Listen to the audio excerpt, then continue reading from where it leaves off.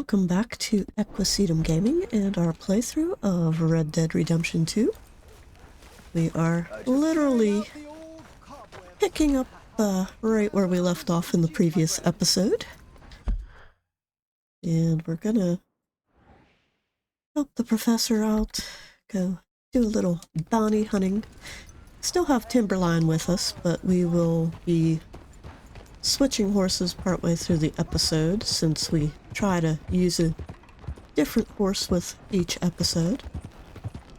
Timberline's looking a little dusty dirty there. But we'll head over to the police station and find ourselves a victim for this electric chair.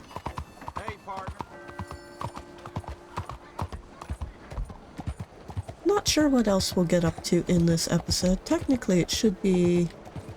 well, technically the previous episode should have been an exploration episode since we did some, What are you doing? what? Since we did some, story missions the previous episode.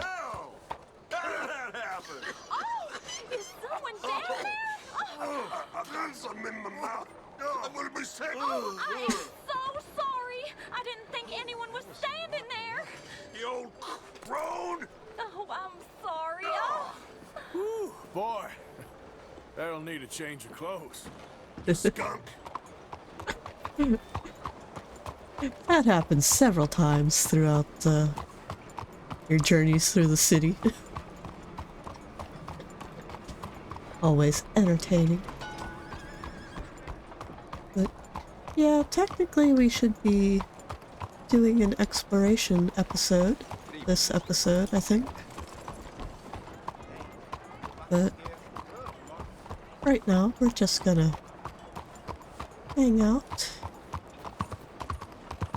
around Lemoyne and the bayou, see what we can find.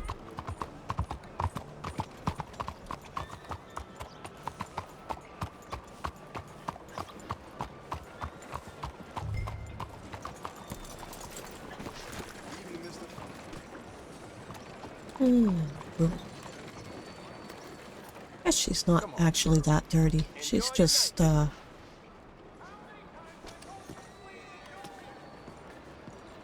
it's just the sunlight on her from the sunset. So welcome to our humble police house. Yeah.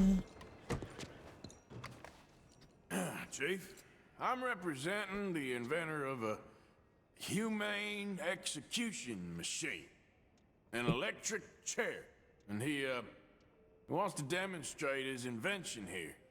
Ah, I'm familiar with the man and his work. Tell you what, I'll give you a permit, but it's gonna cost you $100 in fees. Yeah, we'll pay that. We got a good payout last episode with the riverboat. Okay, well, the price is fair. Here you go. And here, sir, is your permit. Pending the usual formalities, of course, such as finding a suitable candidate for humane dispatchment. I'll tell that to the professor. Good luck. Alright. You must be damn stupid if you think you could come back here. Hush it, buddy. Because I have half a mind to just do a non-save series sometime where I just cut loose in all these towns. Maybe we'll do that alongside our low honor playthrough. We'll do an Angry Arthur series.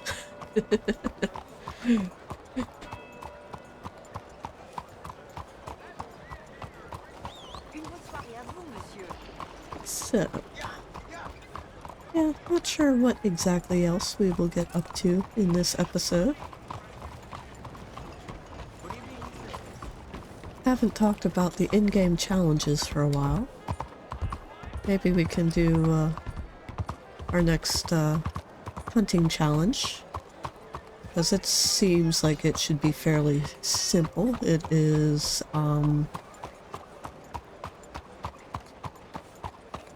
consecutive kills or hunts using bait, herbivore and carnivore, except I think in the reverse order. So carnivore, then herbivore. I'll have to double check it. How are you today? But it seems like it should be fairly simple. Now, why did it want me to turn down here if it's going to redirect me up here? Or did I turn too soon? I don't know. Whatever.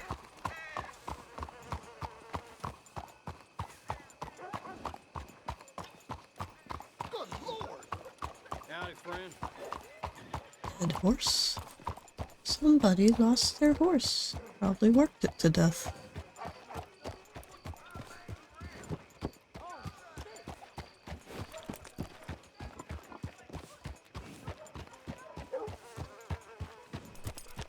That's a bit of a pet peeve of mine in modern society, is you had all these breeds of horses and dogs and other animals that were developed to be working animals, utility animals, and now you have a lot of people who want to baby them and say, you know, they shouldn't be put into that sort of work. Professor... Andrew Bell the Third. That's it. So, the chief says you can test out your machine, pending the usual formalities. And what are they?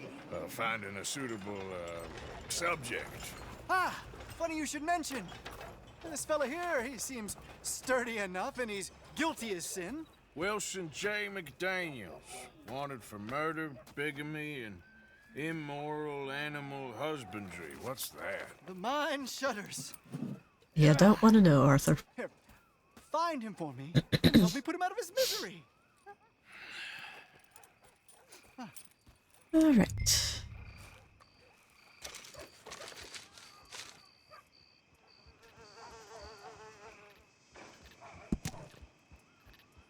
So that is the whole thing. Why, this is all coming together wonderfully. Put it away. Final And we're gonna take our horse on a bounty hunt. piece of the puzzle. Shh, you. Timberline. I have only a few Quit more adjustments to sniffing make. dirt. Please Come hurry here. with our subject. Science awaits him. It ain't gonna be pretty.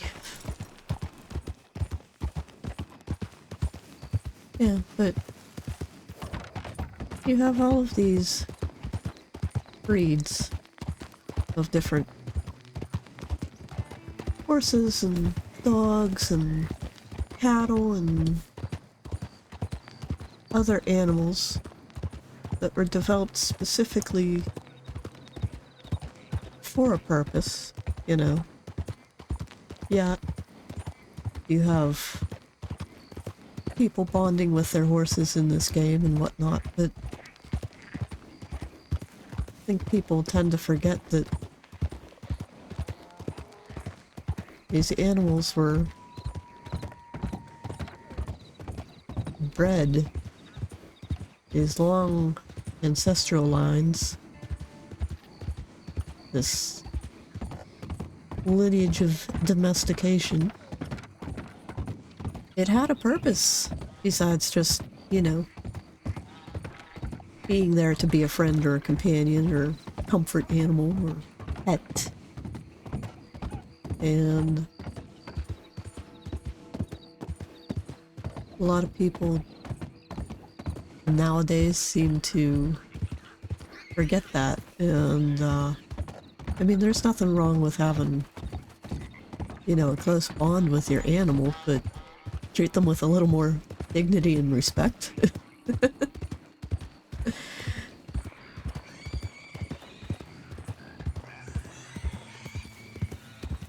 You know?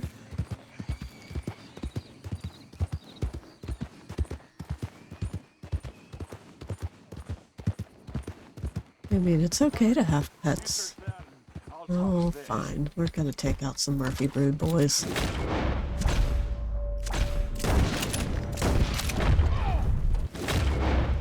They both dead? Nope. Now he's dead. No, he's not. So I'll shoot him in the ass. Now he's dead.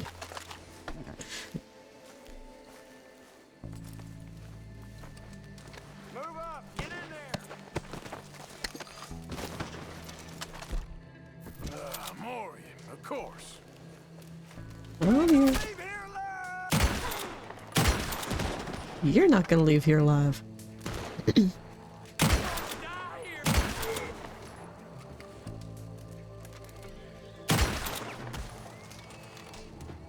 You done?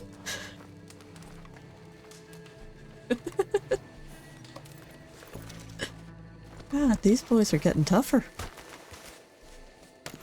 I mean, that last guy took like 3 shots to the neck and chest.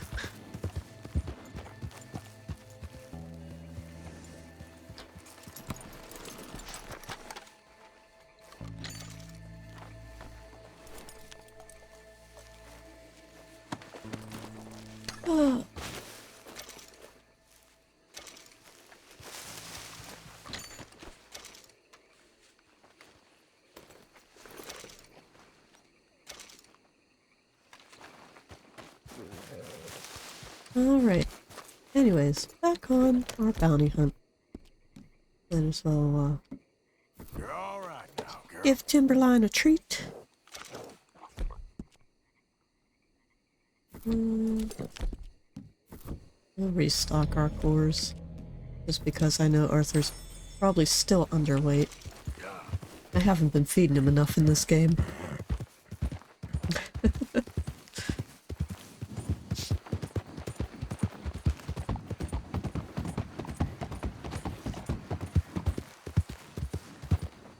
Yeah. But I remember last winter, I think it was, there was a complaint against a local farmer about his cattle not having shelter over the winter and being left in some horrible conditions, and I guess one of them died, but it wasn't, you know, it wasn't the weather or anything like that that killed it.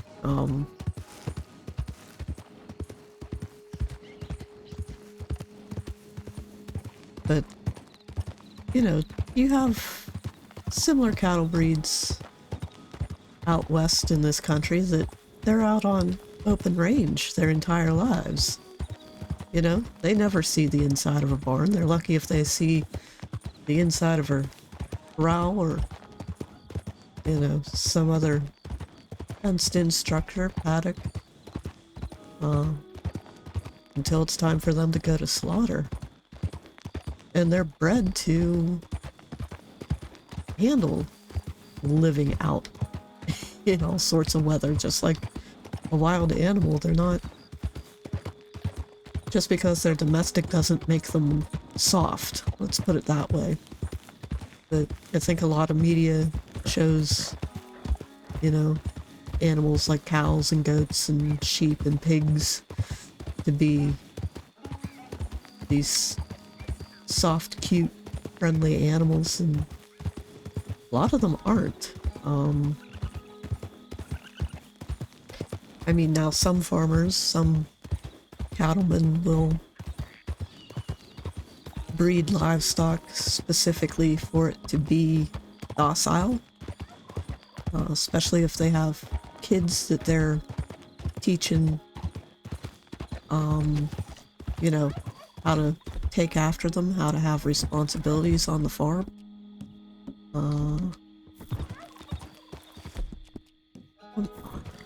There we go.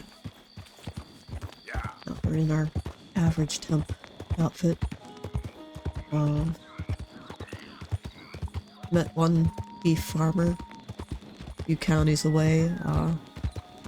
you know, lets his 10-year-olds go out and open up one paddock to move cattle from one paddock to another with his rotational grazing system, and he has no doubts that his animals will be just fine around his kids, even though they are beef cattle.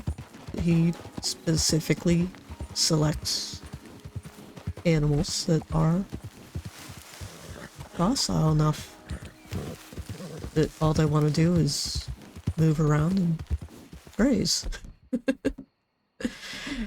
And still a little shocked when we visited his farm and I look up and realize I'm standing in a paddock with 5 young bulls. Still a little nerve-wracking, but you know, it was fine. The bulls didn't care that we were there. But that breed, I think they were Angus, if I remember correctly. Usually you cannot do that with them. Maybe if the bulls were a little older than they had been, it would have been more of an issue. But yeah, you don't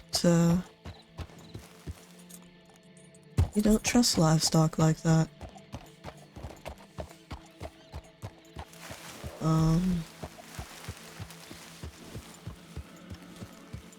Yeah, but a lot of the cattle out west, they never have any human interaction until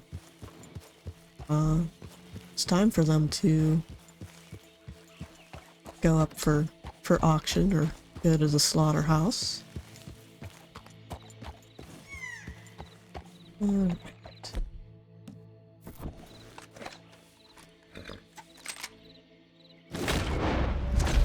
Take that guy out, that guy out.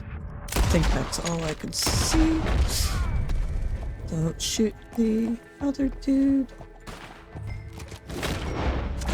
Have to be careful with who we're shooting here.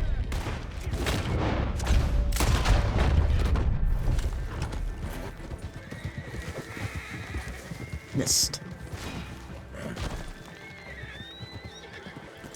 Get off the good. Aerate that son of a bitch! Come on. I got a special treat for you. Cat's paw bastard! What is this? You unbind me now, I mean it. Loot these guys. This is very kind of you.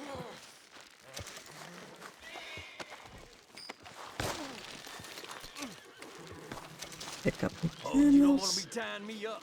Big mistake. Oh, come No on. good, cocksucker. Come on, man.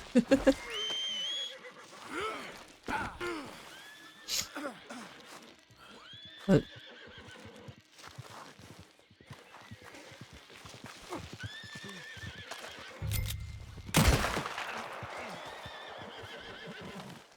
execute him so that we don't run into the issue that we had with that bounty hunter a few episodes ago. Up you get. Take me to damn court then. Where he came after us. This ain't America. We ain't free no more. Sounds like sour grapes. There we go. You ain't going to court. You ain't going to jail either. I'm taking you to a professor I know. What in the hell are you talking about? Lucky man, mister. You get to be part of a great experiment. Shut up. Huh? You ain't gonna die needlessly is what I mean. Nope. Your death's gonna be an important step in the advancement of human knowledge. What in hell are you saying, mister? This professor, Andrew Bell III, I believe he said. He's a little odd, maybe harebrained, but I got no reason to doubt the quality of his work. What's this damn professor got to do with anything? Well, he wants to try this new electricity chair on you, to kill you, humanely. No! Yeah. He's gonna strap you into this contraption and run a large electric current through your system. Got something to do with moonshine. Don't quite know what. I guess that's why he's the professor and I'm the bounty catcher. But as I said, I can pass on his assurances that this is a most humane way to go. It'll be just like, well, like switching off a light. They wouldn't let you do this to me. They wouldn't. Oh, they would. And we got a permit and everything. You was in animal husbandry, am I right? Well, you ever seen lightning strike livestock, Mr. McDaniels? I ain't ever seen the actual impact, but I came across the pasture sometime after. The storm had just cleared and there was smoke in the air, smell of burning hair. No. There must have been a dozen head of cattle lying there, piled up, mangled. Strange scars across their backs, legs, and necks. It's half like they was burned, half like the skin was ripped off. No. Eyes bleeding. Some of them popped out. No. If I hadn't seen the storm, well, I would have thought some devil caused that mischief. But no, sir. It was lightning.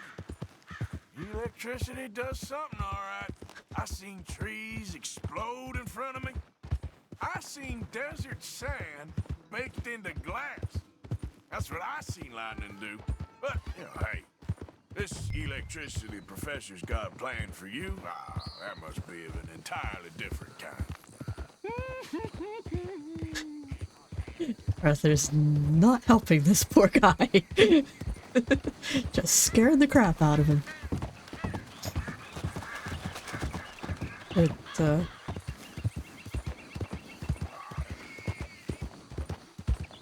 yeah. My first, job, so to speak, was, as a stable hand, and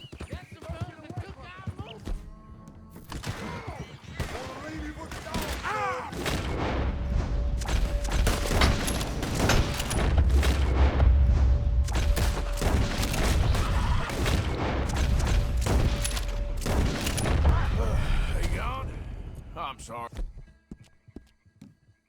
switch outfits too. You all right?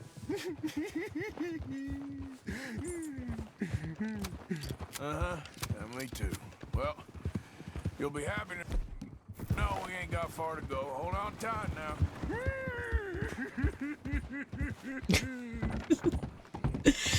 Anyways, as I was saying before that little interruption, my first job was working as a stable hand, and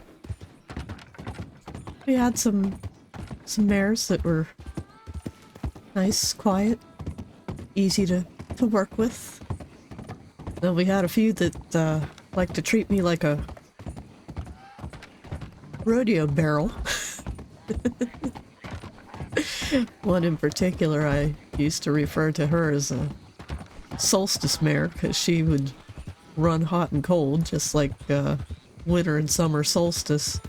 Never really knew what kind of temperament she'd be in on any given day, but she was a good horse. Kind of miss her. Miss her sister too.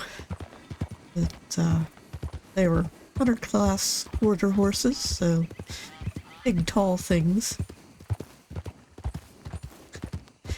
But I remember one summer there was a wasp nest. A group of wasps built a nest in the wall of that particular mare's stall. We didn't know it was there for a while because like the walls were semi-hollow. It was here we are. The professor will be real pleased to meet you. Planks of wood, like rough cut timber, on the studs of the barn. It was an Amish built barn, nice barn, but it like the wasp could get in, but we couldn't see the nest. And I remember one day I went in, and she was just really mad because I guess they had stung her a few times, and she bit me on the shoulder and left this my humane heart-shaped electric ending facility. bruise on my arm Money enough for you, that lasted for a couple of weeks. But Let's get our she bit me and my entire arm just went poor numb. unfortunate ready for the demonstration. Oh, do come and watch. It'll be amazing. Come along. And that was, you know, really pretty tame for a horse bite. Yeah. Alright. We'll grab Timberline and follow the professor. But she was a handful. You didn't have confidence in yourself and confidence in what you were doing. That particular mare could really cause you to have a bad day. And then there was also the stallion, which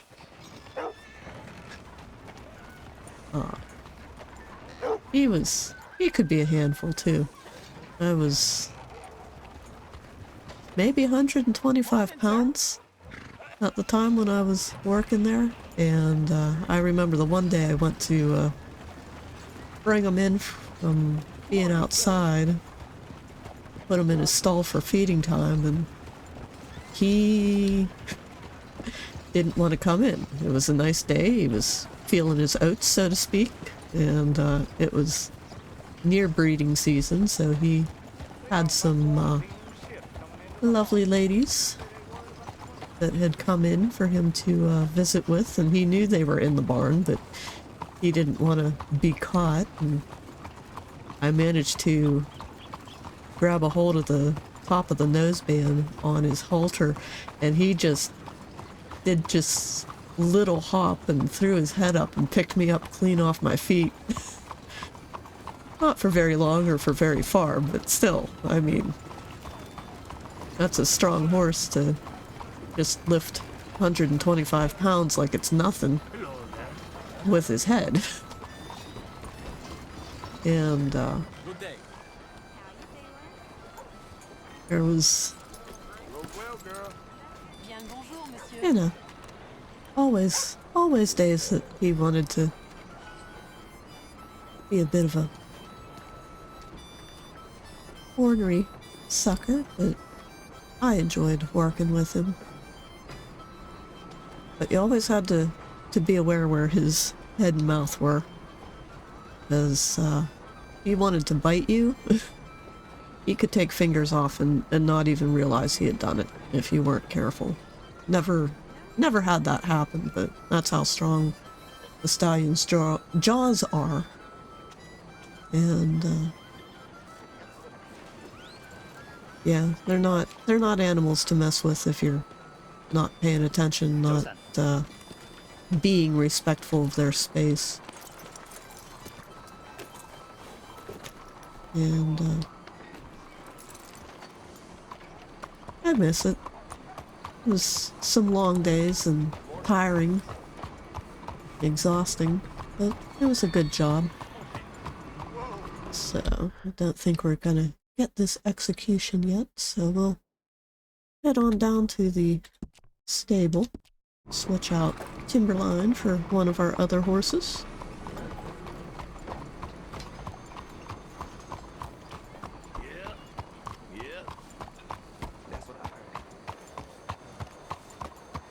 But the horses I worked with, they were all show horses, so a lot of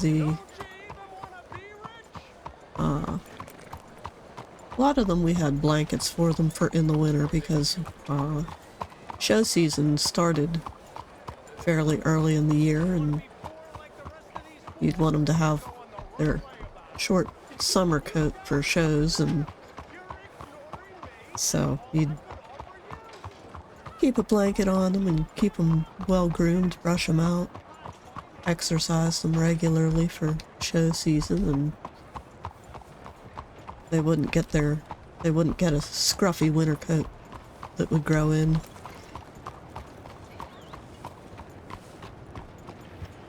But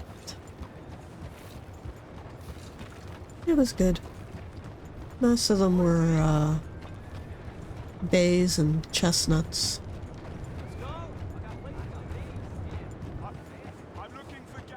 Had a liver chestnut that was pretty old that she ended up dying of old age while I was working there.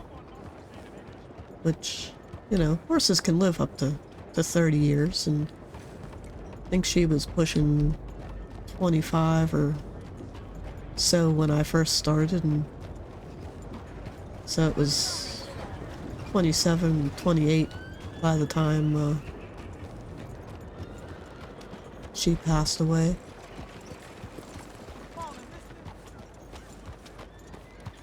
But she was a good horse. She was actually the mother of the horse that bit me, the Solstice mare.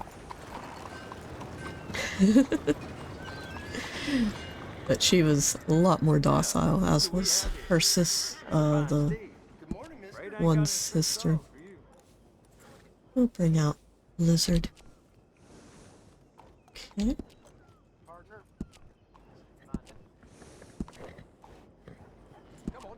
Let's see if we can.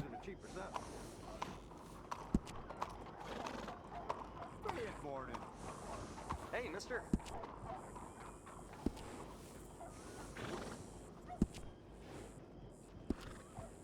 Is this gonna fix that blanket issue we had? Maybe. Ah, no, it didn't. Alright. Let's go back to camp and see what Dutch has for us. Actually, that might be... I forget how long that mission is. Never mind. We'll go visit this guy in the park. Because this is a fun little side mission.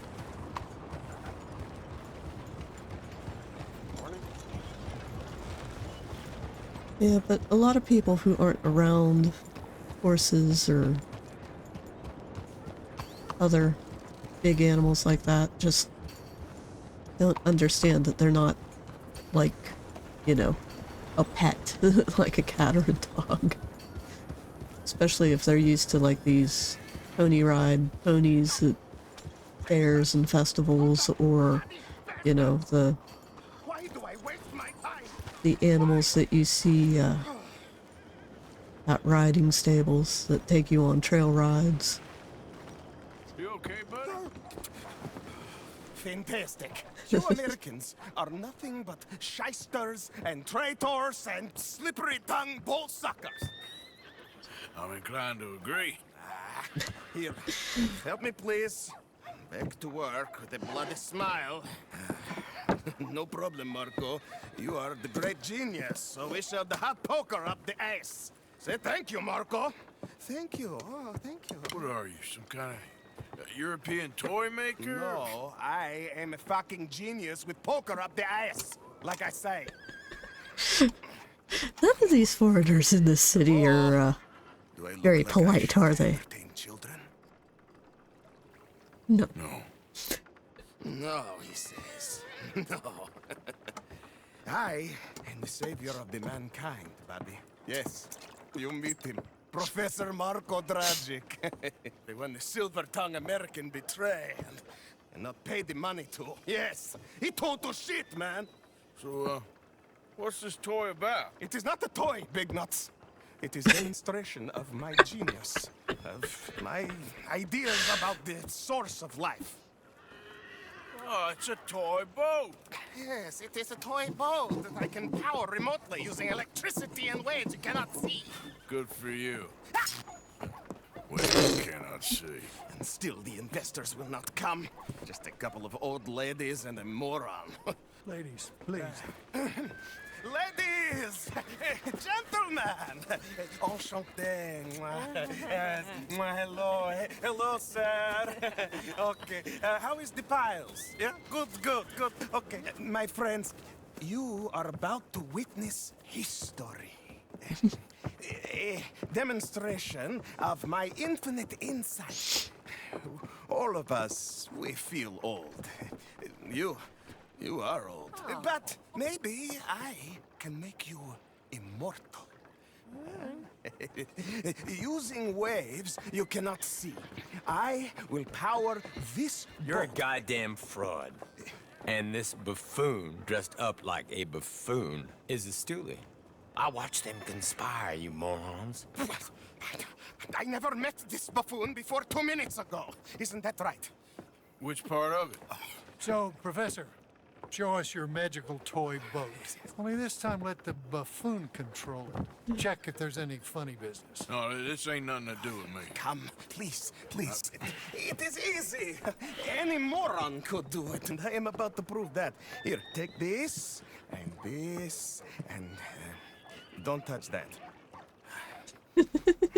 Use these ones to steer, and this one to shoot torpedoes, okay? Yes, now, All right. now blow up the little battleships, and avoid the sea mines. They have magnets attached. Make a nasty explosion if they touch the boat. All right. Okay! If this silly dimwit can use torpedoes on boat to destroy the battleships, imagine what technology can do in the hands of certified genius! And I have certificate. It's doing what I'm telling you. Of course it is doing. Now tell it to do closer to battleship and shoot with torpedo. Yeah. You see what he does? No wire like telegraph, no pulley system underwater, only waves in the air. Too soon. This is remarkable. Think of those poor boys on the H.L. Hunley. 8 of them perished to a mere 5 on the Housatonic. And what a way to go. Trapped in a box at the bottom of the bay. I suppose you intend to make an unmanned killing machine? You misunderstand. This is the secret to life. Not death. The transmigration of the soul. I make lifeless metal breathe like man. Well, I'm not sure about that. Have to get rid of. Get far enough away from these. I hate these controls.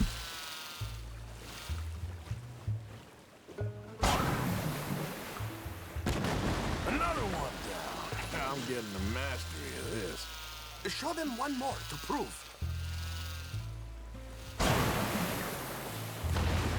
There we go. And now we just have to. That didn't hit. Okay. Torpedoes do not have so much range. I am an invisible wave engineer, not a rocket physicist. There we go. Yes, you see what he does?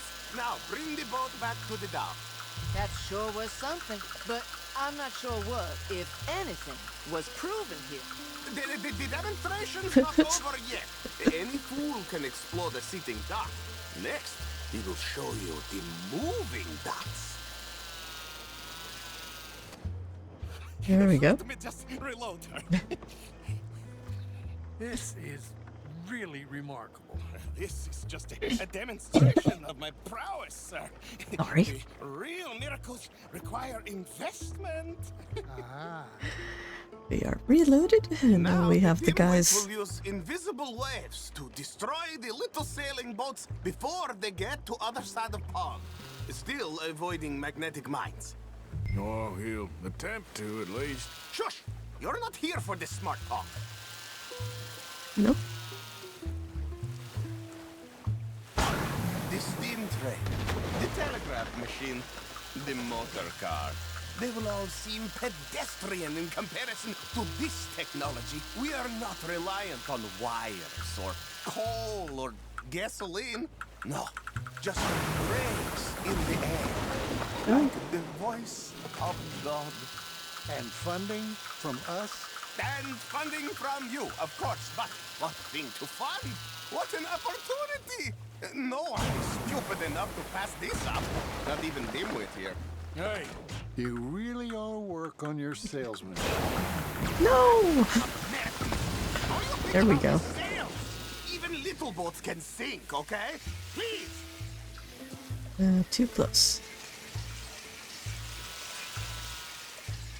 I don't want to, look who rules the seas. Very good. Very good. Now bring in the boat back here. Foolproof! Undeniably foolproof! Shall But I? you are not fools. And unlike fools, not fools. I had to.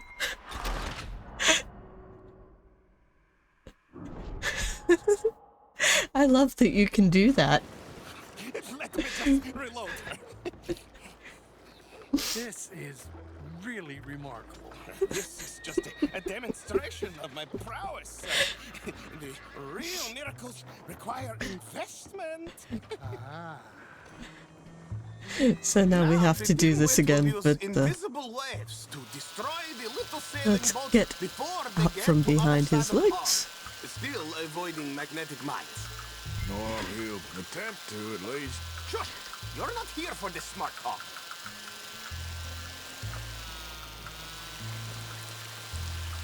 The steam train, the telegraph machine, the motor car. They will all seem pedestrian in comparison to this technology. We are not reliant on wires or coal or gasoline. No, Just rays in the air. not soon enough. Like the voice of God. And funding from us? And funding There we from you, go. Of course, but what a thing to fund! What an opportunity!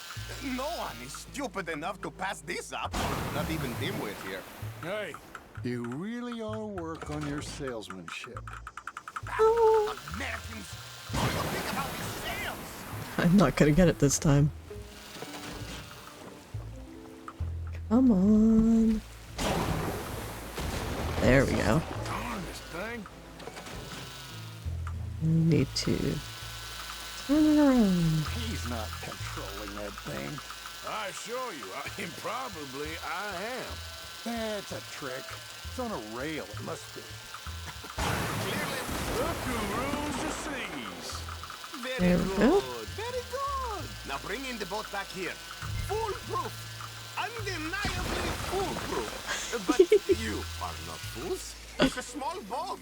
Those mines are not so small. There, as I say, any fool, huh? Thank you, thank you. What is that? It is the stuff of life, sir. It's incredible. No. Incredible things are in my lab back at Dover Hill. That will astound all of you. Mr. Marcel, can I count on your support? Well, this is expensive. It is immortality, sir. It is very cheap. Arthur, quit Perhaps touching the over lunch. zappies. Maybe. I'm gonna go. Oh, yeah, of course. And thank you. If you're ever up near Dover Hill, pay me a visit. There, I will really amaze you. Yeah. I hope you will forgive my European coarseness. I have never actually finished all of the Marko Dragic missions because, unfortunately, he is kind of hard to nail down at times. Because some of the missions you can only do at night, and it's rare that I am up there actively in the Dover Hill area at night. Or at the right time. Occasionally I will head over that way with what's his face? With John. We haven't seen John for a while. Yeah, occasionally I will go and just hang out with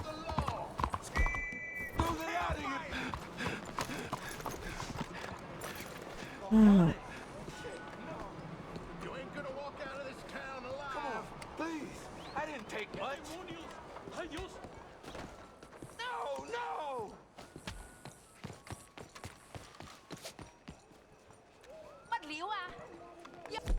What you get when you cross me? What happened? Looks like he's worse for wear. Okay, off you go then. not a fan of police brutality. I don't think you deserve to get punched that hard. Okay, my girl. Anyways.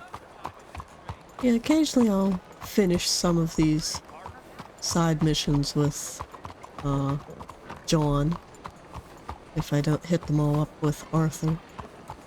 But the electric chair one is one that you cannot do as John, simply because of the time period thing. Looks like we still aren't going to have our execution.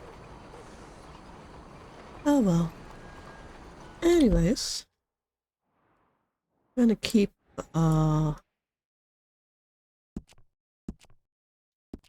Blizzard with us for the next episode, because we really didn't get to use her much after we picked her up from the stable and then decided to hang out with Dragic. So we're gonna ride back to camp now, and that'll probably be just enough time to finish out this episode, and we will be... I don't know what we'll do in the next one yet. I think I have to look a few things up and do some scouting, just for time elements. It's one thing about this game,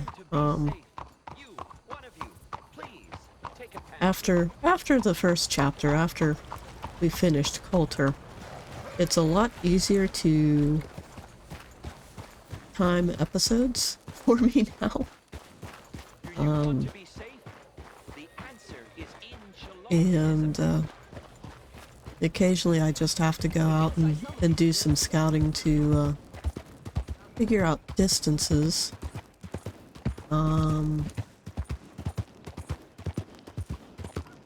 Not that I'm timing how long it takes to ride from one place to another, but just deciding whether I want to fast travel or actually do any little side distractions. Yeah, he's turning.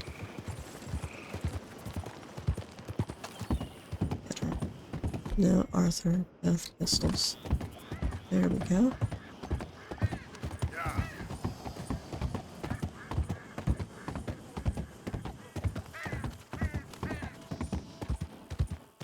Alright, looks like we're good.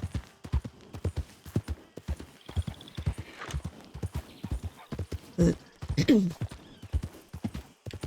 yeah, there's enough little stranger mission side quest things. There's a number I've actually ended up doing off camera, which I don't know if I feel bad about it exactly, considering it's a full playthrough, but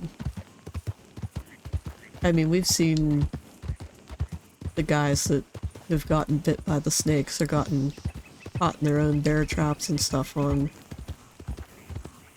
episodes fairly regularly, but there's always other little things like that that happen when you're riding around, and I've, you know, missed recording several of those instances simply because I've been riding from point A to point B to set up for another episode, and so we've missed out on some of those. Nobody on guard duty? Or is it Karen on guard duty? Who goes there? It's me, Arthur. Welcome back, Arthur. You seem in a good mood. I do. Alright. So we'll hitch Blizzard right here.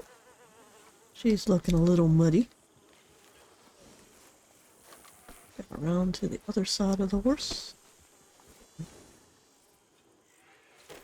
But Let's we'll get you get her good. cleaned up.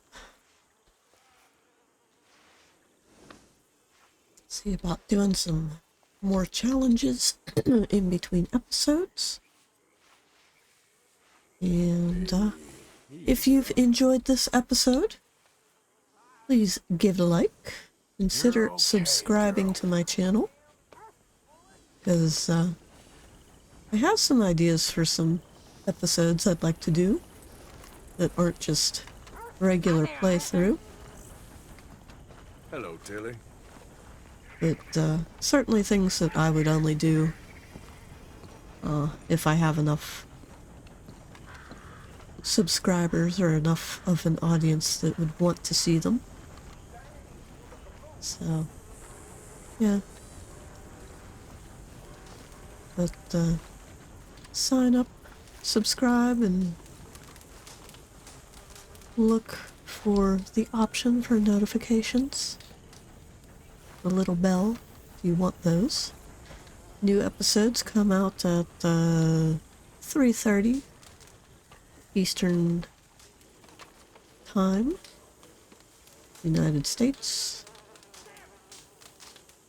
Atlantic Time, every day. But anyways, I'm gonna sign off. Catch you in the next one. Bye for now.